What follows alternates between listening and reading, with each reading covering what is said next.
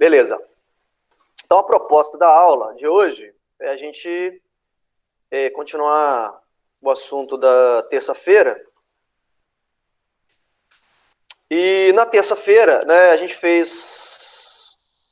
falamos muito sobre tipos de reações químicas, né? Antes, e depois a gente entrou um pouco no cálculo estequiométrico, né? E no cálculo estequiométrico, eu falei com vocês, pessoal, não tem muita teoria, né, para falar sobre cálculo estequiométrico, não existe teoria.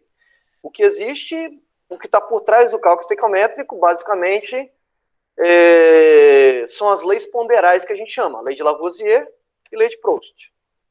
O resto é raciocínio lógico, né, vamos colocar assim. Então, a proposta da aula é falar sobre cálculo estequiométrico na forma de exercícios, na forma de problemas mesmo. Porque aí fica mais fácil o entendimento, né? Fica mais fácil o entendimento. Então, eu vou fazer alguns exercícios diferentes, abordando temáticas diferentes sobre o cálculo estequiométrico, né?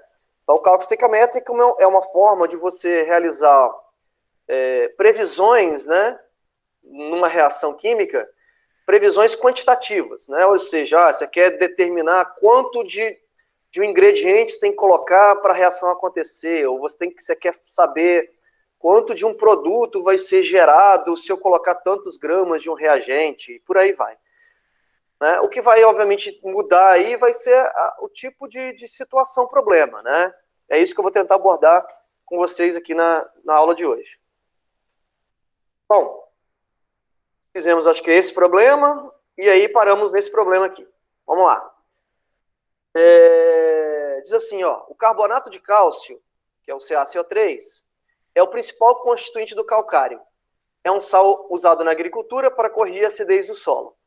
Esse sal, ao ser aquecido, sofre decomposição térmica, ó, reação de decomposição. Por isso foi importante falar de decomposição com vocês lá atrás. O que é uma reação de decomposição? Reação de decomposição, você tem um reagente gerando 2 ou mais produtos, né? Isso é uma reação de decomposição. Então, a decomposição térmica produz óxido de cálcio e gás carbônico. Então, a gente já está dizendo aqui, textualmente, ele já está dizendo qual é a reação que está acontecendo. Qual é a reação que está acontecendo? Olha, o carbonato de cálcio, que é o CaCO3, ele, né, na presença de calor, né, no aquecimento, ocorre a decomposição desse reagente em óxido de cálcio e gás carbônico, né? CO2. Isso foi que o texto disse e eu tirei essas informações com base no texto. Né? Ó, carbonato de cálcio, ao ser aquecido, se decompõe produzindo óxido de cálcio e gás carbônico. Considerando a massa molar do carbonato de cálcio 100 gramas por mol, a massa molar do cal, a massa molar do CO2, e que 10 quilos de carbonato de cálcio puro, 10 quilos dessa substância pura sofrem decomposição, qual é a quantidade de óxido de cálcio produzido? Né? Ele quer saber quanto do produto vai ser gerado quando eu colocar para reagir 10 quilos de óxido de carbonato de cálcio, que é essa substância aqui. Né? Bom, então aí é a questão da previsão que eu falei com vocês. Um algoritmo bacana para se resolver cálculo estequiométrico seria, primeiro, montar a equação química. Então, a equação está montada. Segundo passo seria você balancear a equação. Então, vamos ver se a equação está balanceada. Mas por que é importante balancear? Porque se você não montar a equação balanceada, se você não prosseguir com a equação balanceada, o seu cálculo vai sair tudo errado. Né? Então, o cálculo estequiométrico se baseia no balanceamento. E balanceamento está ligado ao quê? A lei de Lavoisier. O que a lei de Lavoisier diz? Que a quantidade de átomos antes tem que ser igual à quantidade de átomos depois. Na natureza nada se cria, nada se perde, tudo se transforma. Não é isso? Então vamos ver, ó. Cálcio, quantos cálcios que eu tenho antes? Tenho 1. Depois eu também tenho 1. Quantos carbonos? 1 carbono, depois eu tenho 1 carbono. Oxigênios, aqui eu tenho 3, aqui eu tenho 1 no cal e mais 2, 3. Tá certinho, então, tá balanceado. Então, eu te disse que a reação acontece na proporção de 1 mol para 1 mol para 1 mol. 1 para 1 para 1.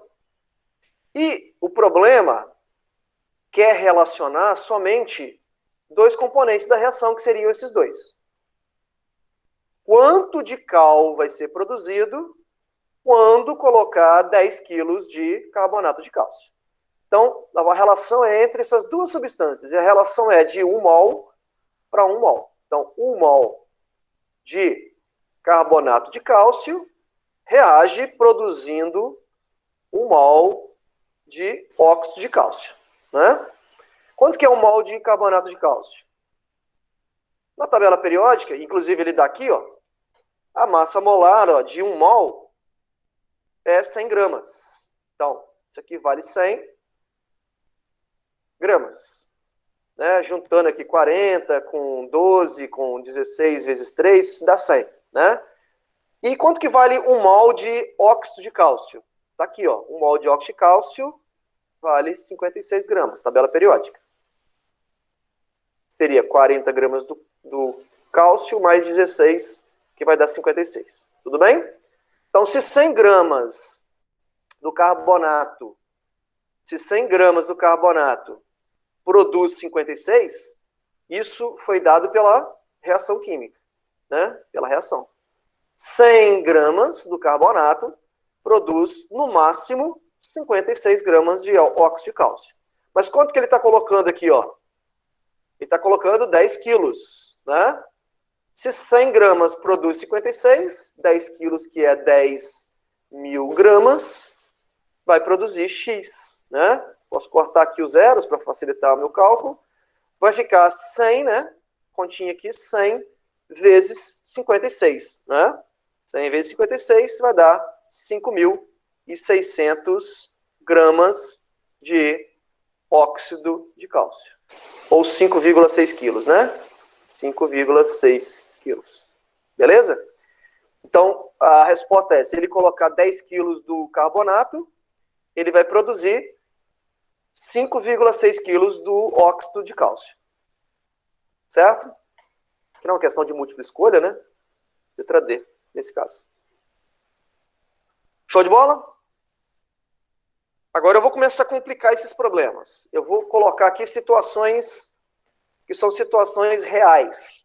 Né? O que é situações reais? Aqui a gente está trabalhando, né, com um problema que tem uma situação muito ideal. Né? O que é uma situação ideal? Ah, não tenho...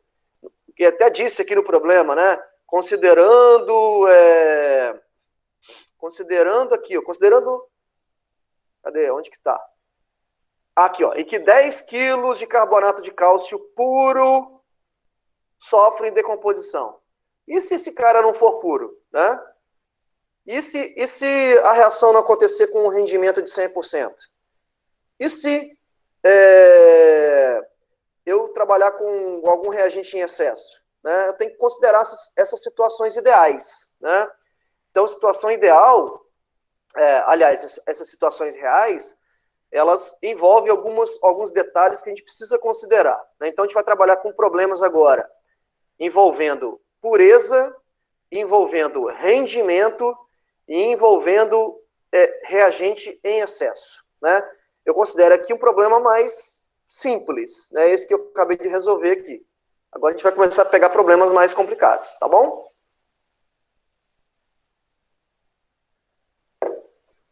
Se tiver uma pergunta aí, pode fazer. Vamos lá, então. Olha aqui. Essa é uma situação diferente, olha. Uma das etapas da produção de ácido nítrico, em uma das etapas de produção de ácido nítrico, a amônia é queimada, e a queima da amônia, ó, combustão da amônia, é queimada na presença de ar atmosférico. Tá aqui, ó, queima da amônia.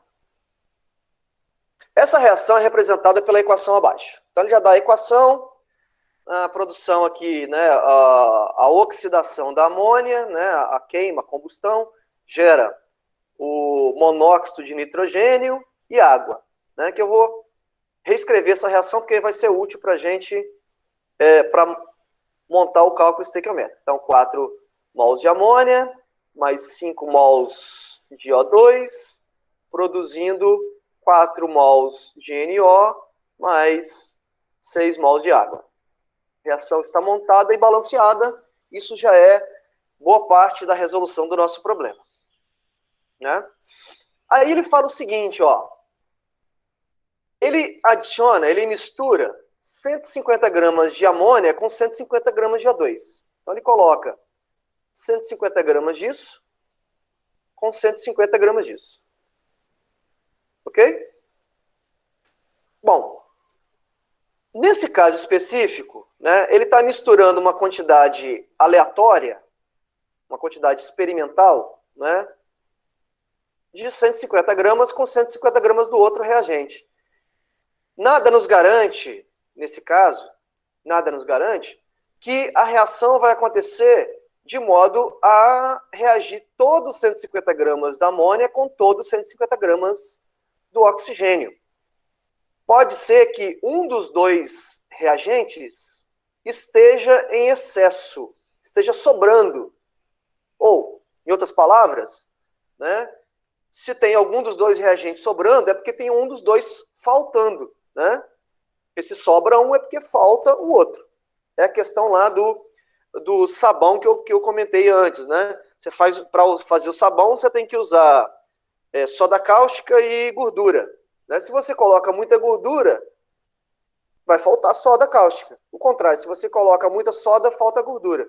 Então, pode ser que em um dos componentes aí da reação esteja em excesso, né?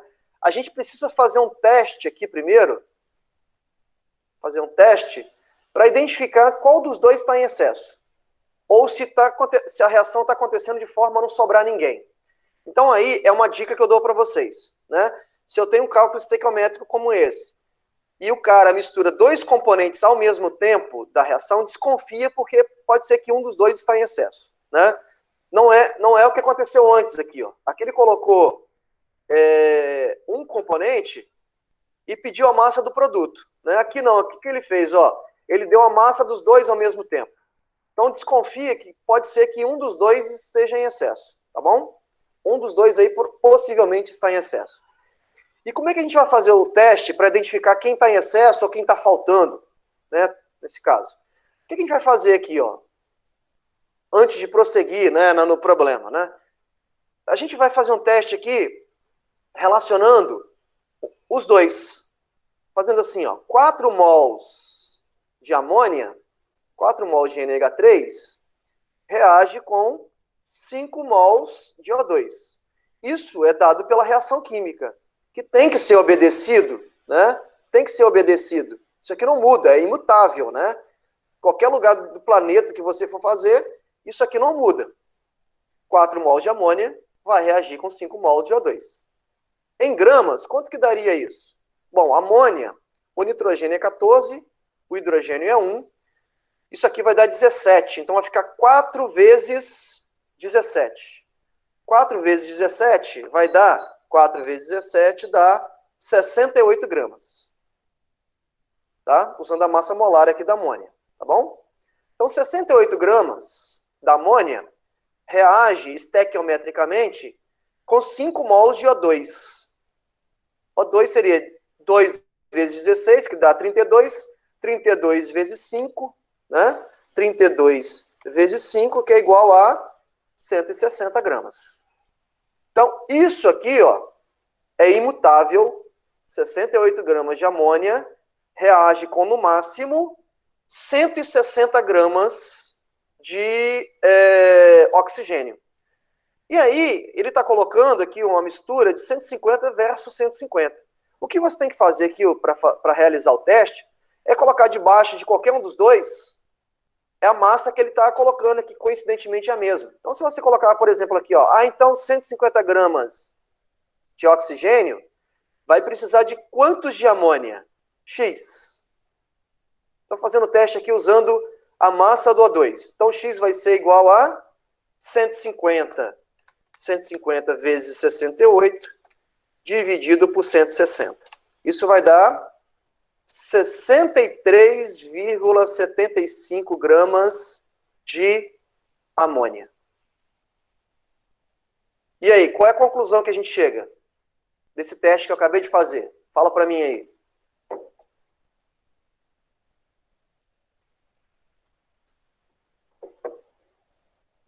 Tem alguém em excesso aí? O NH3 está em excesso? Exatamente. Eu estou colocando 150 gramas de amônia e pelo teste que eu fiz aqui, ó, da massa de oxigênio que eu estou colocando para reagir, só vai reagir 63,75 gramas de amônia. Não vai reagir 150. Eu tenho uma sobra, né? Então, quem é o reagente em excesso? Reagente em excesso é a amônia, né? Tem uma sobra de quantos? Uma sobra de 150 menos 150 que eu coloquei, menos a quantidade que vai reagir efetivamente, que é 63,75 gramas. Isso vai dar uma sobra de menos 150, 86,25. 86,25 de amônia. Então, a gente diz que a amônia, nesse problema, a amônia é o reagente em excesso. É o reagente em excesso. Em outras palavras, é a amônia que está sobrando e o oxigênio que está faltando, né? O que vai acontecer aqui na prática? Os 150 gramas do oxigênio vão reagir completamente. Isso aqui vai ser consumido totalmente. E vai ter potencialmente ainda uma massa aqui de 86,25 gramas de amônia que vai estar sobrando porque faltou o oxigênio. Se eu colocasse mais oxigênio para reagir, eu conseguiria consumir esse excesso. A gente diz que o oxigênio é o chamado reagente limitante. É o reagente limitante. Por que reagente limitante? Porque é ele que está, vamos dizer assim, é ele que está regrando ali, né, a reação química, né? É ele que está limitando, né? Não tem como falar outro termo, é ele que está limitando a reação química. Enquanto que a amônia é o reagente que está em excesso, o oxigênio é o reagente que a gente chama, tecnicamente chamando, reagente limitante, tá? Estou falando isso porque nas questões do livro ele vai pedir muito essa questão do reagente limitante, tá? Reagente limitante é o contrário do reagente que está em excesso, tá bom? Bom, já descobrimos então quem é o reagente que está em excesso. E já descobrimos quem é o reagente limitante. Na verdade, eu não fiz cálculo estequiométrico nenhum até agora, né? Eu só fiz o teste para identificar quem está em excesso, tá bom? Agora vamos ver o que ele está perguntando, né? Letra A. Os reagentes foram misturados em proporção estequiométrica? Ou seja, a quantidade que foi colocada de 150 com 150 é uma quantidade que vai reagir totalmente, de modo que não vai sobrar ninguém? A resposta é não. Já vimos que não é. Né? Já vimos que não é. Já vimos que a amônia está em excesso e que o oxigênio está faltando. Letra B. Aliás, vamos responder a letra C primeiro, né? Que aí já dá para responder a letra C aqui, ó. Há algum reagente em excesso? Sim. Né? Sim. Quem é esse reagente em excesso? Amônia. E quanto de amônia aqui? Ó? Em caso afirmativo, determine a massa em excesso. Qual é a massa de excesso? Descobrimos aqui, ó, 86,25 gramas. Voltando aqui, 86,25 gramas de amônia. Ok? Então já respondemos a letra A e a letra C. Aí a letra B é efetivamente o cálculo estequiométrico, né? Qual é a massa em gramas de NO formada nessas condições? Desculpa aí.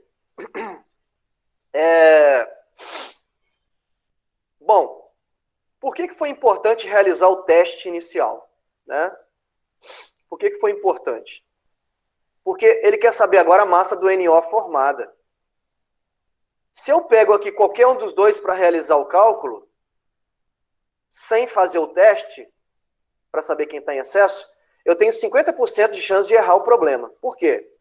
Porque se eu pego aquele cara que está em excesso, eu vou determinar uma massa do produto, eu vou estimar a massa do produto muito maior do que deveria ser. Então, esse teste aqui que eu fiz inicial para descobrir quem está em excesso foi importante para utilizar exatamente o que está correto, né? O que está correto aqui? É que 150 gramas de oxigênio vão ser formadas. Então, ele quer saber qual é a massa do produto formado. Aí tem duas possibilidades. Ou você usa o oxigênio que você sabe que não está em excesso, como referência, ou você pode usar amônia também, né? Você pode usar amônia como referência, desde que você não use os 150 gramas. Que você use o quê? Você use realmente a massa que vai reagir e não use a massa que vai sobrar. Então tem essas duas formas de resolver o problema, né? Uma forma mais lógica aí, para você não esquecer, você descobriu que aquele que está em excesso é amônia, usa o outro que não está em excesso, usa o oxigênio que não está em excesso. Então vamos lá, qual que seria, né? Para resolver aqui a letra B do problema. Vamos usar o oxigênio que não está em excesso. E qual é a relação estequiométrica? 5 mols de O2 produz 4 mols de NO. Quanto que é 5 mols de NO? Aliás, 5 mols de O2, né? Aqui a gente viu que o oxigênio é 32, então ficaria 5 vezes 32. 5 vezes 32, já calculamos isso, né? Dá 160. 160 gramas. Quanto que é 4 mols de NO? O nitrogênio é 14, o oxigênio é 16, então os dois juntos vai dar 14 com 16, vai dar exatamente 30, né? 30. Então ficaria 4 vezes 30. 4 vezes 30. 4 vezes 30 vai dar 120, né? Nem precisava fazer essa conta, meu Deus. 120 gramas. Então convertemos aqui mols para gramas. Então, 160 gramas de oxigênio produz 120 gramas do NO. Mas ele está colocando quantos na prática aqui? Ele está colocando 150. 150 gramas de O2, então, X vai ser igual a 150 vezes 120, dividido por 160. Que vai dar 112,5 gramas de NO. Beleza? Então, resposta aqui da letra B, que ele pergunta aqui, qual é a massa em gramas de NO formada nessas condições? A massa formada é de 112,5 gramas. Então, trabalhei aqui com um probleminha envolvendo a questão de reagente em excesso. Tá? Alguma dúvida aí? Alguma dúvida?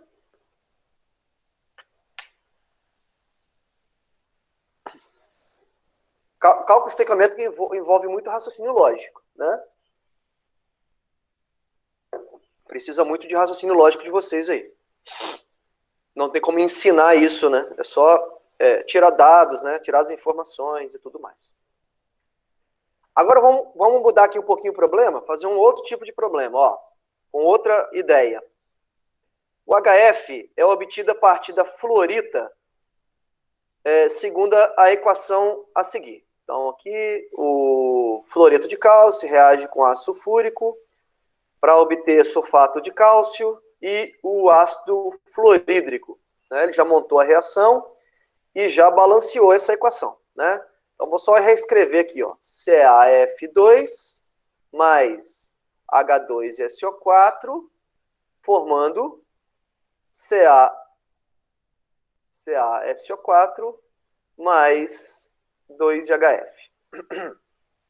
2HF. Então, só reescrevendo a reação. Ele diz assim, qual é a massa de HF obtida da reação de 500 gramas de fluorita, esse mineral aqui, chamado fluorita, que contém o CaF2. Esse é fluorita, é um mineral, né, obtido da natureza. Né? com 78% de pureza. Então, o que ele quer dizer com isso? Ó, dos 500 gramas de uma rocha dessa, só 78% contém aqui de fluoreto de cálcio. Então, na hora de calcular aqui quanto de HF foi produzido, eu tenho que considerar que 22% da rocha, né, que para complementar os 78%, é de impureza. É de impureza, né? Só 78% é de pureza. Então, a primeira coisa que a gente tem que considerar aqui é o seguinte: quantos gramas efetivamente são do composto de interesse aqui que vai entrar na minha reação química? É 500 gramas, né? 500 vezes 78, que é 0,78%, né? Isso vai dar 500 vezes 0,78, vezes 0,78, isso dá 390 gramas. Então, não vai ser 500 gramas que vai reagir, né? O que vai reagir é 390 gramas da substância. Porque os outros 110 gramas é de impureza, não reagem, né? Esse é um problema típico de pureza, né? Envolvendo pureza de reagentes. Daquelas situações reais que eu falei com vocês. Então, vamos lá, ó. Ele quer saber, a partir dessa substância aqui, ó, quantos gramas serão obtidos de HF. Então, qual é a relação molar? Ó, 1 mol de CaF2 produz 2 mols de HF. Produz 2 mols de HF. Quanto que vale 1 mol de CaF2? O cálcio é 40, o flúor ele deu aqui, né? Vale 19. Então, ficaria 19 vezes 2, que dá 38. 38 mais 40, que vai dar 78. Então, 78 gramas produz 2 mols de HF, hidrogênio é 1, e aqui é 19, então vai dar 20. 20 vezes 2, né? 20 vezes 2 dá 40. Então, ó, 78 gramas produz 40 gramas de HF. Mas ele está colocando quantos gramas de CaF2? Seria 500 gramas se fosse 100% puro, mas como é 78% puro, isso vai dar, a gente viu aqui, ó, 390 gramas. Então, 390 gramas, X vai ser igual a 390 vezes 40 dividido por 78. Isso vai dar exatamente 200 gramas de X aqui, né? HF. Ok? 200 gramas de ácido fluorídrico produzido. Alternativa aqui, letra D. Tranquilo? Alguma pergunta? Fiz um problema aqui envolvendo cálculo estequiométrico, né? Especificamente abordando o tema aqui de pureza, grau de pureza, né? Agora, eu vou mudar aqui o problema, é o seguinte. Eu vou mudar o problema. Aqui ele deu o grau de pureza, que é 78%. Né? Nesse problema aqui agora, eu vou calcular o grau de pureza. Vou calcular o grau de pureza.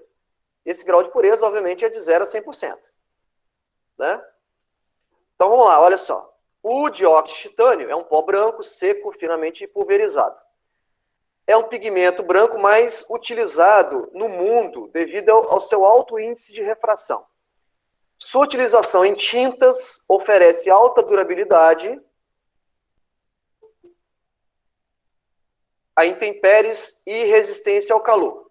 Característica de valor nas tintas para decoração de superfícies exteriores.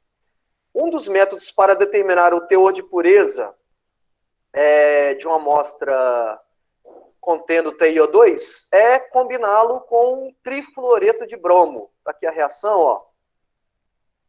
3TiO2, vou reescrever, ó.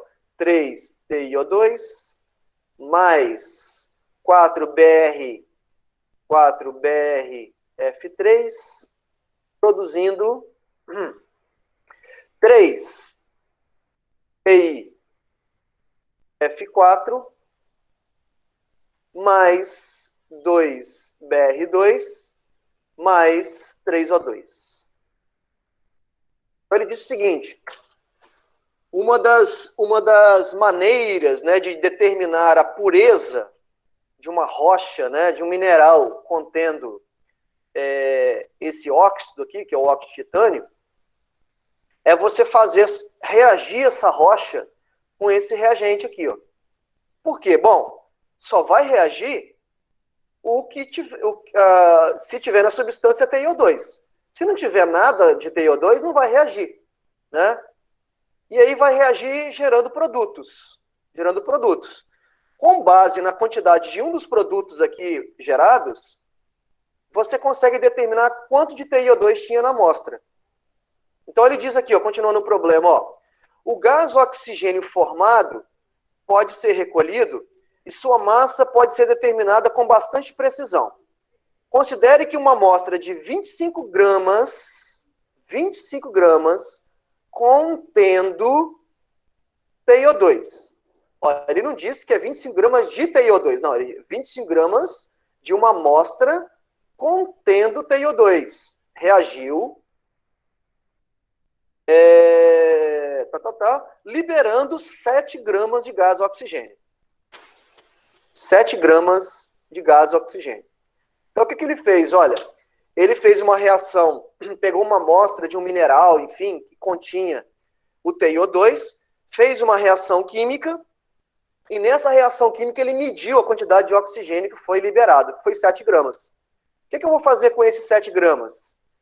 Eu vou determinar, então, quantos gramas de TiO2 havia nessa amostra e comparar com esses 25 gramas. Se eu descobrir que tinha 25 gramas de TiO2, então eu posso dizer que a pureza é de 100%. Se eu descobrir que é 12,5 gramas, eu posso dizer que a pureza é de 50%. Isso vai depender muito de quantos gramas de TiO2 tinha na minha amostra. Entenderam aí a jogada que eu vou fazer? Então, qual é a relação aqui? Ó? A relação é 3 mols de TiO2 produz 3 mols de O2. 3 mols de O2. Aí eu vou na tabela periódica descobrir qual é a massa do titânio e qual é a massa do oxigênio. Alguém pode consultar para mim a massa do titânio, que eu não tenho aqui, acho que o problema também não dá. Qual é a massa molar do titânio? Alguém, por favor, aí poderia me informar? Para eu não fechar aqui.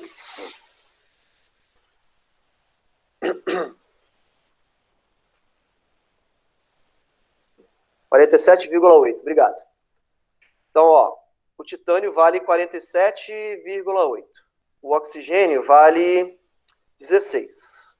Então, ficaria 16 vezes 2, que dá 32. 32 com mais 47,8. Isso vai dar 79,8. 79,8 vezes 3, isso vai dar 239,4 gramas. Na verdade, eu poderia ter simplificado aqui, né? 3 para 3 é a mesma coisa que 1 para 1. Não precisava ter multiplicado por 3, mas já que eu multipliquei, vou continuar aqui. Então, aqui, 2 vezes 16 vai dar 32. 32 vezes 3, né? 32 vezes 3, 96, não é isso? Vai dar 96 gramas. Olha só que interessante, ó. 239,4 gramas do TiO2 produz 96 gramas de O2. O que eu vou fazer? Pegar esses 7 gramas e colocar aqui debaixo, ó. 7 gramas, então, vem de quantos gramas de TiO2? Então, 7 vezes 239,4 dividido por 96, isso dá 17,45 gramas de TiO2. O que eu vou fazer agora? Comparar com esses 25 gramas iniciais, ó. Né? 25 gramas seria a totalidade da amostra, ou seja, 100%, né? Então, eu vou escrever assim, ó. 25 gramas corresponde a 100% da amostra. Mas eu acabei de descobrir aqui que a amostra contém 17,45. 17,45 gramas de TiO2 sozinho, vou descobrir aqui o grau de pureza, né? Quantos por cento de pureza eu tenho? Então, ficaria vezes 100, dividido por 25, isso vai dar 69,8% de pureza. Beleza? Entenderam aí a ideia do problema? Então, eu descobri aqui, ó, qual é a percentagem em massa de dióxido de titânio na amostra analisada. Acabei de descobrir que é de 69,8%. Aproximadamente aí 70% é da substância, os outros 30% aí é de impureza. É de substância que não tem interesse aí pela indústria, enfim, pela empresa, né, que vai produzir a tinta aí nesse caso. Ok? Hey ho, let's go. Posso continuar aí? Alguma pergunta?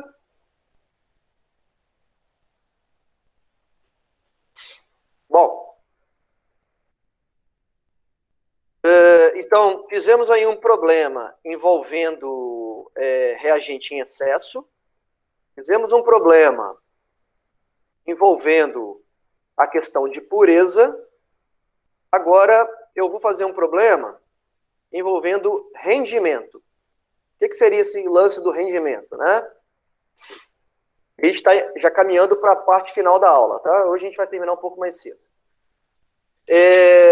O que seria rendimento, né? Rendimento de uma reação, que às vezes muita gente confunde com a pureza, né? Porque ambos são dados em percentagem, é o seguinte: uma reação, por exemplo, deveria gerar uma massa de produto. Mas por um motivo ou outro que não interessa aqui, a massa do produto foi menor do que a teoricamente prevista. Então, por exemplo, deveria produzir 100 gramas de um produto e, por algum motivo, produziu 80 gramas de um produto. Então, o rendimento da reação não foi a eficiência da reação não foi de 100%, né? A reação teve uma eficiência menor que 100%. Nesse caso do exemplo aí que eu dei, deveria produzir 100, produziu 80. Então, o rendimento foi de 80%, né? Então, existem, né, na prática, né, quando a gente faz uma reação no laboratório, você quer produzir alguma coisa, nem sempre a reação vai ter uma eficiência teórica desejada, né? Essa eficiência vai ser menor do que a gente estava prevendo inicialmente. E a gente tem que considerar isso na hora de realizar um cálculo estequiométrico. Então, aqui eu estou colocando um problema que diz assim, ó, em um tubo de ensaio, 16 gramas de bicarbonato de sódio são decompostos pelo calor. Bicarbonato de sódio é NaHCO3. São decompostos pela ação do calor em carbonato de sódio, gás carbônico e água vapor. Ele pergunta, qual é o volume de gás carbônico em litros obtido na CNTP? Lembra de CNTP que eu falei na última aula? Condições normais de temperatura e pressão, supondo o rendimento de 90%. Então, a primeira coisa que a gente tem que fazer aqui é montar a reação química. É uma reação química de decomposição, né? Então, o que está acontecendo? O bicarbonato, que é a substância, está se decompondo pela ação do calor em carbonato de sódio, que é o Na2CO3, mais gás carbônico, que é o CO2, mais água. Beleza? Reação de decomposição. E aí, a gente tem que ver agora se a reação está balanceada, né? Provavelmente não está balanceada. Eu tenho um átomo de sódio aqui, desse lado eu tenho 2. Então, eu tenho que colocar um 2 aqui na frente. Aí, vamos ver os outros agora como é que ficaram, né? Quantidade de carbono aqui, ó. 2 vezes 1 vai dar 2. Aqui eu só tenho 1, tem que colocar um 2 na frente. Falta hidrogênio e oxigênio para a gente terminar. Aqui eu tenho 2 hidrogênios. Aqui eu tenho 2 hidrogênios. Aqui eu tenho 6 oxigênios. aqui eu tenho 3 com 2 vezes 2, que vai dar 4, 3, com mais 3 que dá 7, então tá sobrando aqui, né? Tá sobrando. Balancear isso aqui, como é que ficaria? Fazer por tentativas, né? Não tem jeito. Deixa eu ver aqui como é que a gente poderia fazer para balancear. 2 hidrogênios. Aqui desse lado eu tenho 2 hidrogênios. Aqui eu tenho 6.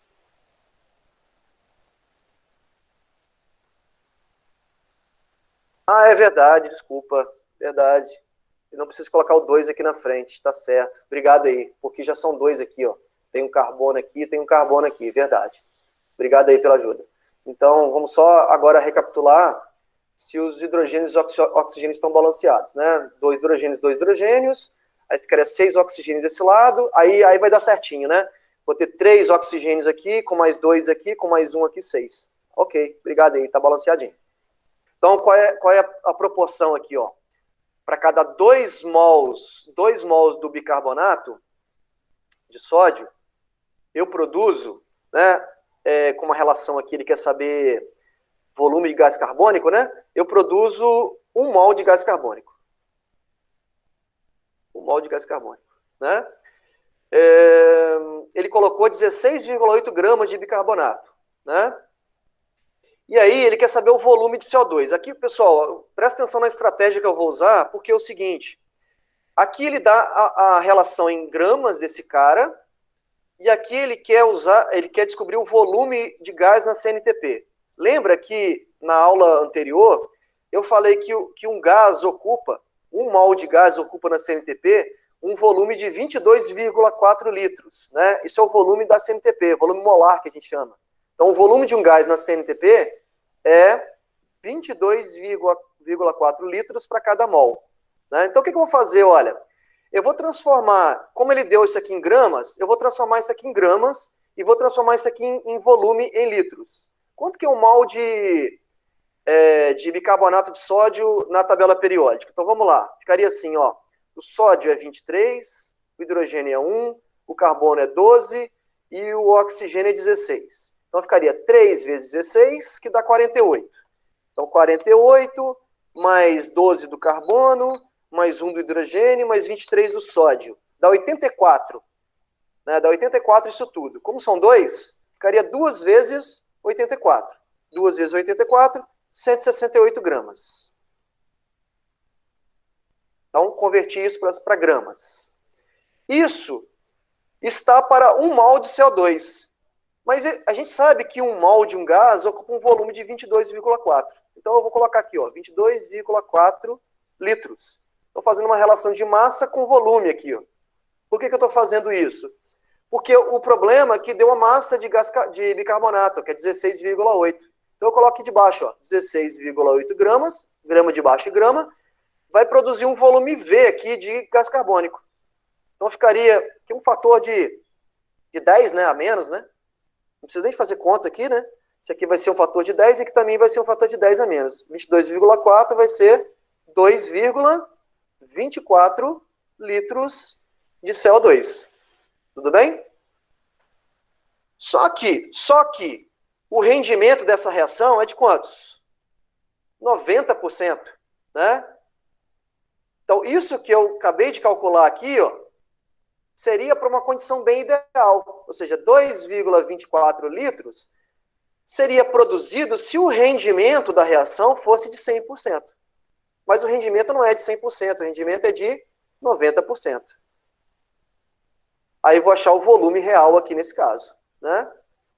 Então vai ser 10% a menos do que deveria ser, né? Então 0,9 vezes 2,24. Perfeito, 2,0, obrigado aí, 2,016 litros de CO2. O que eu fiz então? Eu fiz o cálculo aí, considerando que o rendimento não é de 100%, o rendimento é de 90%, isso foi pelo dado do problema, tá bom?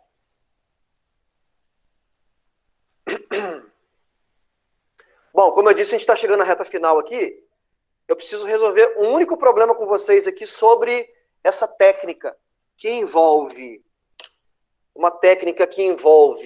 cálculo estequiométrico para a determinação de pureza de uma substância. Essa técnica que eu estou mostrando aí no slide aí é conhecido como titulação. Provavelmente a gente vai fazer uma prática dessas quando a gente voltar, quando a gente fizer lá o laboratório, né? Para ficar mais claro esse entendimento também para vocês, para não ficar muito abstrato aqui, né? Mas no que se baseia essa técnica chamada de titulação, ou também o sinônimo é volumetria? Volumetria.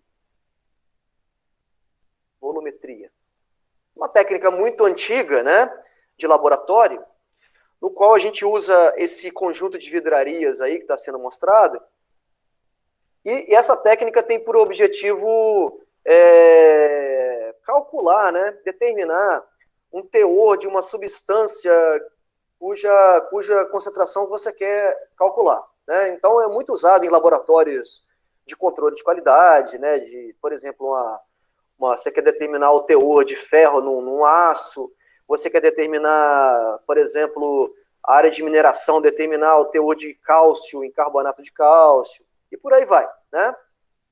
É uma técnica muito útil, muito legal.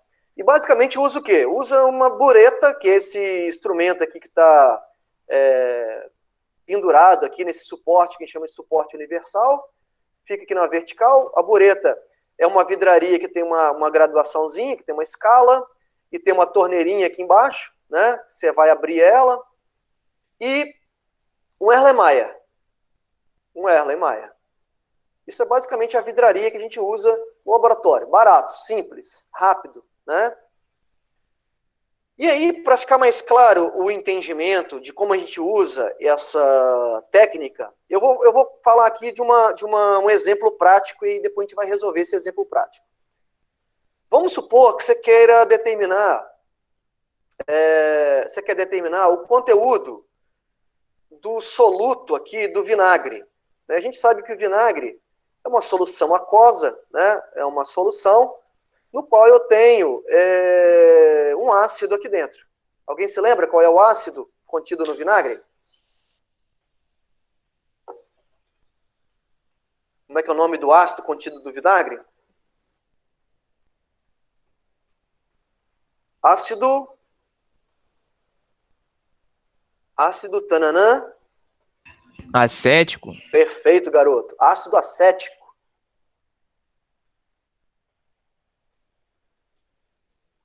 É um ácido que é proveniente de fermentação, né? O cara ela pega uma maçã, por exemplo, que tem carboidrato, o carboidrato é açúcar, né? Principalmente. O açúcar ele é convertido em álcool, e aí, por sua vez, ele é oxidado a ácido carboxílico, que a gente chama, né? Nesse caso, ácido acético. Então, você pode fazer vinagre aí com qualquer coisa que tenha carboidrato. Maçã, uva, que chamam, né, vinagre de vinho, né? Não é vinagre de vinho, é vinagre de... Tudo bem, de vinho, porque vem da uva, né? Mas de maçã, de banana, né? Você pode fazer qualquer vinagre de qualquer coisa.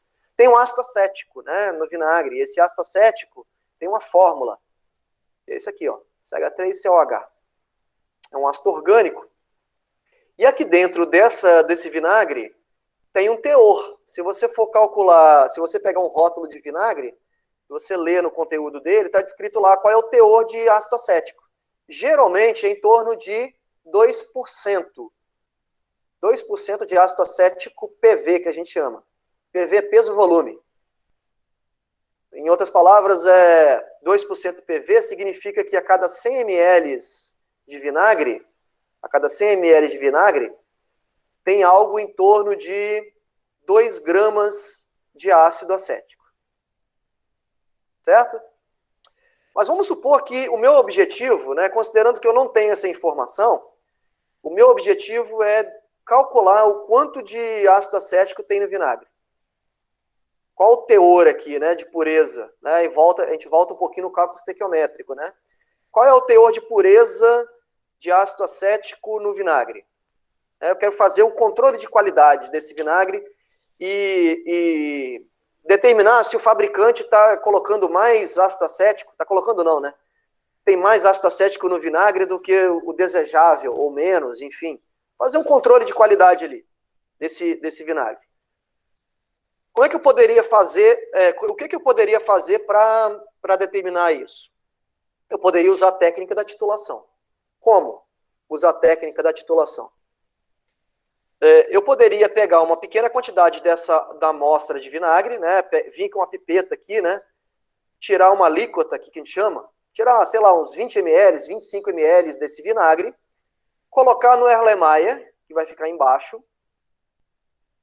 e reagir. Eu sei que ácidos reagem com o quê? Reagem com bases, não é isso? A gente sabe que um ácido, ele reage com a base. A gente viu isso em revisão da química inorgânica. O ácido mais base produz o quê? Sal e água, não é isso? Uma reação chamada de neutralização. Então eu pego uma quantidade de vinagre, coloco no Erlenmeyer e encho a bureta, que é aquela vidraria, eu encho a bureta aqui como por exemplo, a solução de hidróxido de sódio, que é uma base, né? Cuja solução, cuja concentração eu conheço, né? E aí, o que eu vou fazer? Eu faço a reação, né, adicionando essa base em cima do vinagre que eu tenho ali na minha amostra. E aí vai acontecer, eu vou colocando gota a gota essa reação, vai reagindo. Só que qual é o problema, né? O problema é que eu preciso determinar o momento que o ácido acético que eu coloquei lá embaixo foi totalmente consumido pela base. Visualmente falando, não tem como eu identificar isso. Por quê?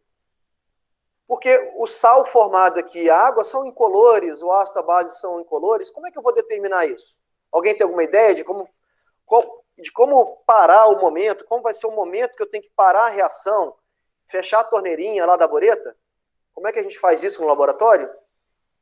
Alguém já viu isso antes? Viu essa técnica no ensino médio?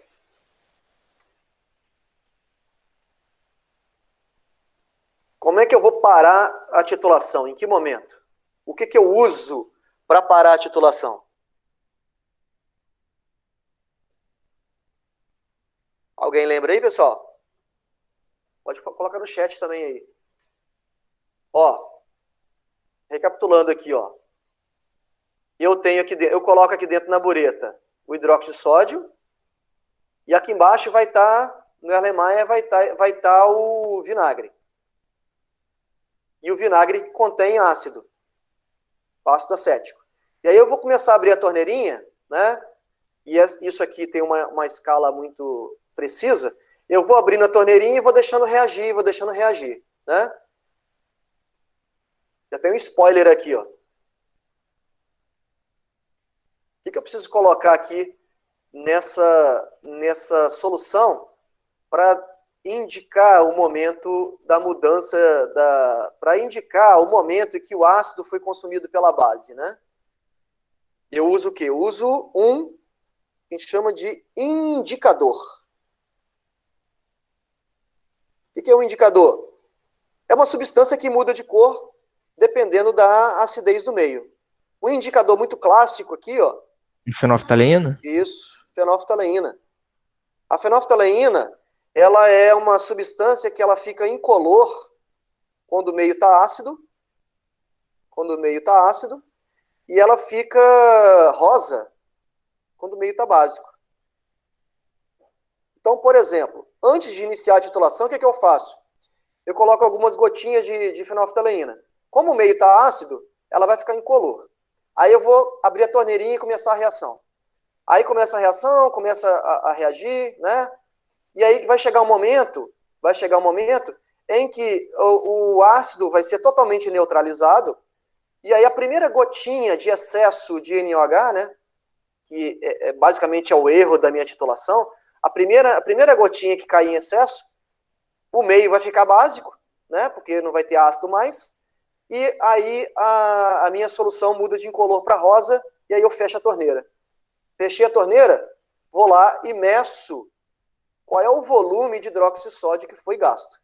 Com base no volume de hidróxido de sódio gasto, eu vou determinar qual era o teor de ácido acético no vinagre. Entenderam aí basicamente a lógica da titulação? Eu estou falando do vinagre, mas isso se aplica a outras substâncias, tá? Isso se aplica a outras substâncias. Provavelmente a gente vai fazer isso no laboratório quando a gente retornar. Eu ia mostrar um vídeo aqui, mas não vale a pena ficar mostrando o vídeo. Depois eu passo um link, deixo um link no AVA, da titulação sendo processada, né, do vinagre. Eu quero então, para terminar a aula finalmente, resolver esse problema, para a gente fechar, usando a ideia da titulação. Eu vou colocar uma situação prática aqui com dados, né, de como seria isso. Então vamos lá. Lembrando que o vinagre é uma solução aquosa de ácido acético produzida principalmente pela fermentação do vinho, e sabendo-se que uma alíquota de 25 ml de vinagre foi transferida para um Erlenmeyer, diluído e titulado, reagido, em outras palavras, com 30,73 ml de hidróxido de sódio, 0,25 mols por litro, usando fenolftaleína como indicador. Qual o teor de ácido acético no vinagre? Dados, CH3COH é igual a 60 gramas por mol, que é a massa molar dele. Então vejam só, vamos tentar entender o problema. Ele colocou o vinagre, 25 ml de vinagre, no Erlenmeyer, que contém ácido acético. E aí ele colocou na bureta, ele colocou hidróxido de sódio, na concentração aqui de 0,25 mols por litro. E aí, ele viu que para consumir totalmente o ácido acético do vinagre, na bureta, a leitura da bureta, ele gastou, na leitura, 30,73 ml de hidróxido de sódio. Né? Bom, a gente sabe que a reação do ácido com a base vai formar sal e água, né? O H+ aqui do ácido vai reagir com o H- da base para formar a água, né? E o sal formado seria resultante do ânion ali, que é o CH3CO- Na+, né? A reação aqui é 1:1 de ácido com a base. Isso vai ser importante para o nosso cálculo estequiométrico. Então a gente vai fazer um cálculo estequiométrico agora, envolvendo reagentes em solução aquosa, tá? E esses são os dados que a gente tem. O que é importante aqui, ó? Isso aqui é o que a gente tem certeza.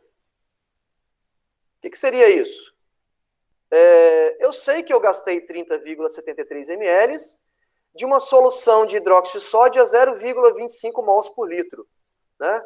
O que significa 0,25 mols por litro? Isso aqui é uma unidade de concentração, né? Diz o seguinte, ó, a cada 1 litro de solução,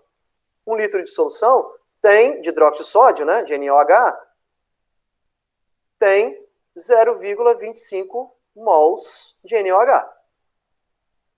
Mas ele não gastou 1 litro na bureta. Ele gastou quantos?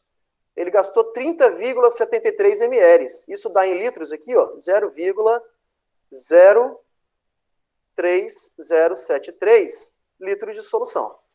Eu vou descobrir, então, quantos mols de NaOH foram gastos para neutralizar o ácido. Então, ficaria 0,03073 vezes 0,25.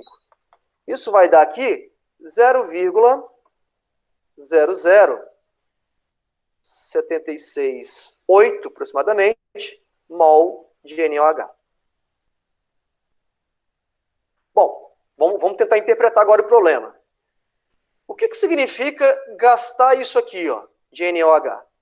Bom, se você olhar aqui, a reação é 1:1. Se tivesse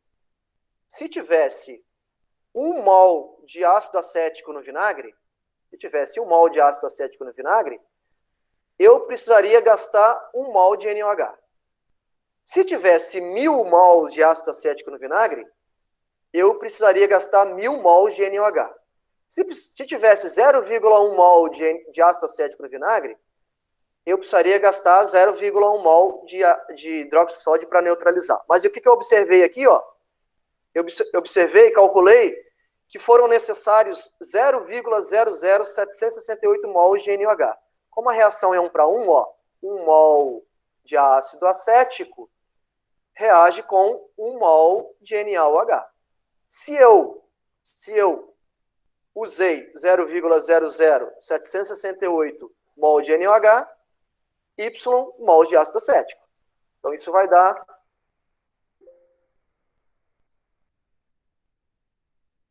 Só inserir aqui um slide para a gente terminar.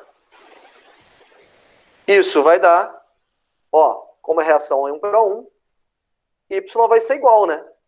Vai ser igual a 0,00768. Agora o quê? Mols de ácido acético. Em gramas, quanto que vai dar isso? Só multiplicar pela massa molar do ácido acético, que é 60 gramas, ó. 60 gramas. Então, em mols, em gramas, aliás, isso vezes 60 gramas vai ser igual a vezes 60, 0,46 gramas, aproximadamente. Então, o que eu descobri, pessoal? Eu descobri que na técnica da titulação aqui, nos 25 ml do vinagre, nos 25 ml de vinagre, continha, os 25 ml de vinagre, continha 0,46 gramas de ácido acético. Isso a gente fez tudo com base na titulação e no cálculo estequiométrico, né? Em 25 ml do vinagre, continha 0,46 gramas de ácido acético. A pergunta dele é, qual é o teor? Qual é o teor de ácido acético no vinagre? Por cento, ó, por cento, ou seja, por 100. Por 100, ok? Se em 25 ml tem 0,46, em 100 ml, ou seja, por 100, né, por cento, vou ter quantos gramas? Aí a gente vai achar a percentagem, né? 0,46 vezes 100, dividido por 25, isso vai dar um teor de 1,84% peso-volume, ok? De ácido acético. Eu disse no início, né, que no rótulo geralmente é em torno de 2%, né, ó? Em torno de 2%. A gente encontrou pelo cálculo aqui, ó, 1,84%. Tá dentro do razoável aí, né? 1,84%. A gente usou uma técnica experimental para determinar o teor de ácido acético no vinagre. A pureza, né, de ácido acético no vinagre. Entendido aí?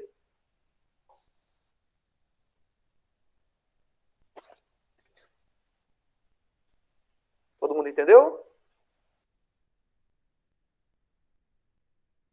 Eu poderia usar essa técnica para outras coisas. Por exemplo, aí determinar o teor de hidróxido de magnésio, leite de magnésia, ou determinar algum teor na água, por exemplo, usando essa técnica que eu acabei de apresentar para vocês. É chamada de titulação. Tá bom? De novo, insisto, é bem provável que a gente faça uma prática desse tema, né, quando a gente fizer a parte experimental do laboratório lá. Alguma dúvida aí, pessoal?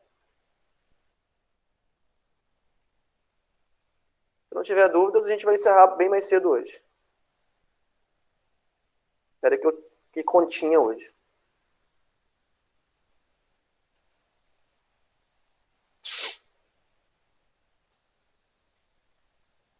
Beleza. Eu vou depois disponibilizar os slides dessa aula e a gravação, como de costume. E como hoje é quinta-feira, né, vai ter uma lista de exercícios para a entrega da semana que vem, envolvendo esses temas da aula da semana, né? E só relembrando que na terça-feira a gente vai fazer uma aula de tirar dúvidas, né, de vocês aí. Né? Terça-feira seria dúvidas e na quarta-feira seria a segunda avaliação, tá bom? Terça, dúvidas e quarta, avaliação. Beleza. Show de bola, então. No mais aí, então, um abraço para todo mundo, bom final de semana e nos vemos na terça-feira novamente. Valeu? Um abração aí. Valeu. Valeu.